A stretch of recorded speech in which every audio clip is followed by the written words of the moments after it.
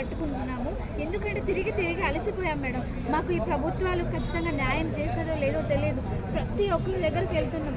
మొన్న deputy CM ఎవరైతే ఉన్నారో బట్టి విక్రమార్క సార్ని కూడా కలిసి రిప్రజెంటేషన్ ఇచ్చినాము.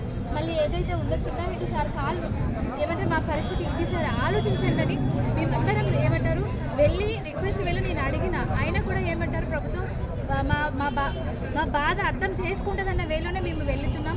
ఇప్పటికి కూడా అదే వేలో ఆలోచిస్తున్నాం సార్. మీ ప్రభుత్వం అంటే మాకేదో కోపం లేదు, ఏదో చేయాలని లేదు.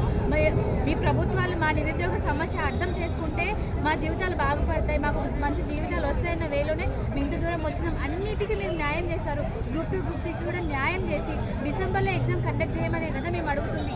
మాదేం పెద్ద కోరికలు కాదు సార్. మేము పదవులు అడుగుతలేదు, ఏం చేస్తలేదు. అప్పుడు ఇదే బీఆర్ఎస్ గవర్నమెంట్తో మేము కొట్లాడినాం.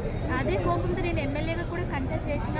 ఎందుకంటే ప్రభుత్వాలు మారవు, కనీసం మేమైనా పొలిటికల్గా ఎదగాలని కాదు, కోపంతో వెళ్ళి మేము కంటెస్ట్ చేయాల్సి వచ్చింది. దయచేసి ఆలోచించండి సార్.